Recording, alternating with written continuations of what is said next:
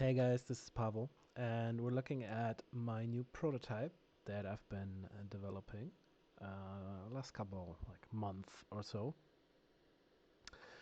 And this is currently called Uprising, the Reign of the Empress. The story is basically that we failed the uprising, and the Empress won at the end of the rebellion. She just blew us up, and now we're back into slavery, and she's sending us uh, orders, basically, which we have to fulfill. And whoever fulfills the most orders is going to become a favorite pet. So let's look at this game. First of all, we have a nice little overview over all the resources, very basic stuff. We got some animals, wood, plant, and stone. And then you can refine that into all these various things. There's some stuff from the previous versions, although there's only been one previous version, so it's not too much baggage, but some of that stuff currently doesn't have a use, or maybe we'll find a better use later.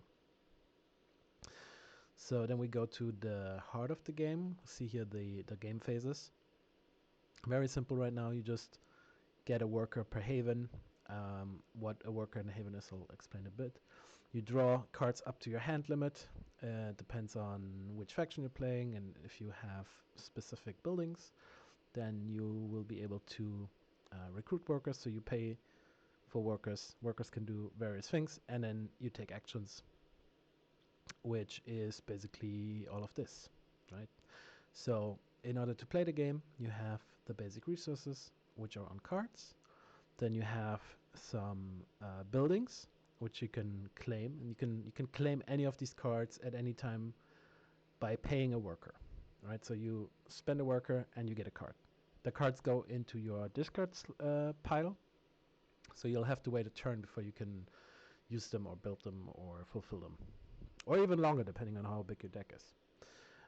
So let's look at, for example, this mason here. This is just a thing. You can claim this card, and then on the left you see you have to pay 1 wood and 1 stone to build it, and then you can turn a stone into a block. And the blocks you need to fulfill certain higher tier orders or to build like higher tier buildings. For example, if you had 4 stone, you could then first claim this card, take it in your hand, and then if you pay 4 stone, you get to draw 2 cards from your deck. So you paid 4 stone, but you draw 2 new cards, so it's not like you wasted your turn.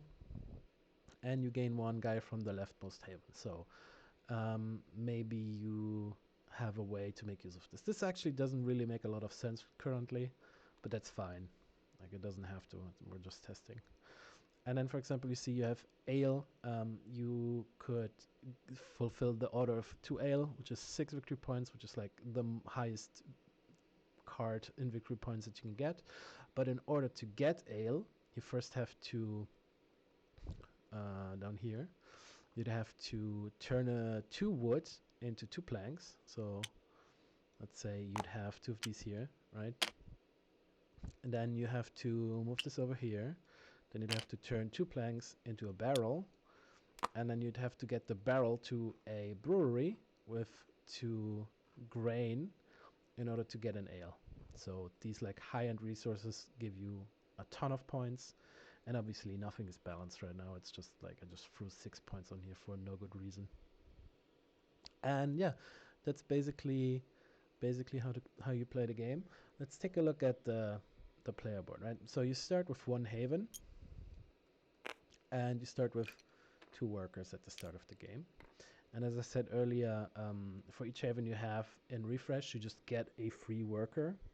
So you want to have more havens, so you have more free workers, right? But also they have other effects. You could also buy workers. So if you have a lot of extra resources in your hand, you just get more workers to then do more things with. And also, the more havens you have, the more card draw you just naturally have, right? But you can also look at the actions that you can take.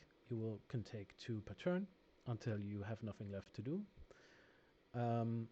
You return a used worker, that's this little symbol, to the rightmost haven. So basically, the higher the havens, the more expensive the workers.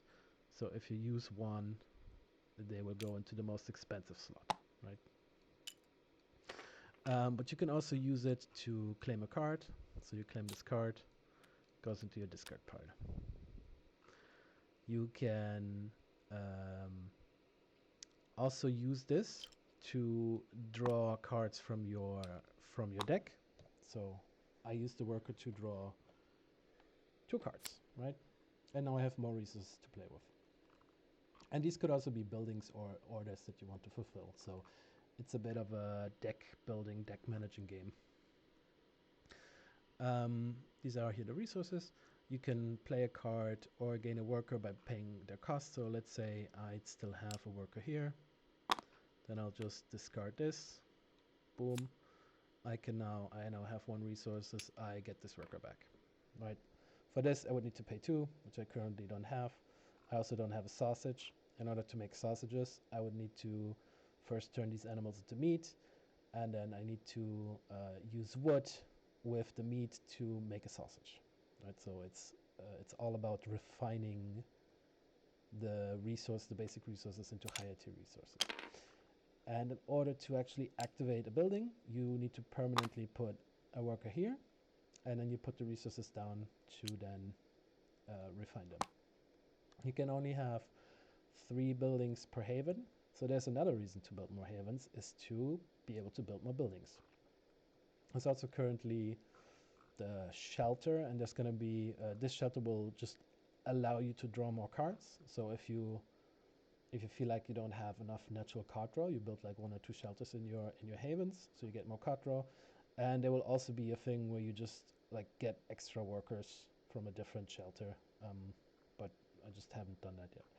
And that's basically the game. You claim these cards, you build the buildings, you refine the resources in order to fulfill these orders, and whoever has the most victory points at the end wins. I don't currently have an condition to end the game, but I'm just gonna say that like once somebody has their 5th haven done or something, the game will just end at the end of that turn or that round. Let's say round and then turn, right? Like a turn is when it's your turn, you can do 2 actions, and a round is like when everybody has passed. That makes the most sense. And yeah, in the previous version of this, I had hexes that you drew, and then you placed your workers on the hexes, and it was way too complicated. So I just like threw that out entirely. 50% of the game gone, and then I just replaced it with these 4 basic resources, and it just makes a lot more sense. It plays a lot better already. So yeah, it's really fun, shockingly fun for how little work has been put into this, and I'm really hoping to see this be even cooler in the future. Hopefully I can make this really, really cool. And yeah, that's it. See you guys.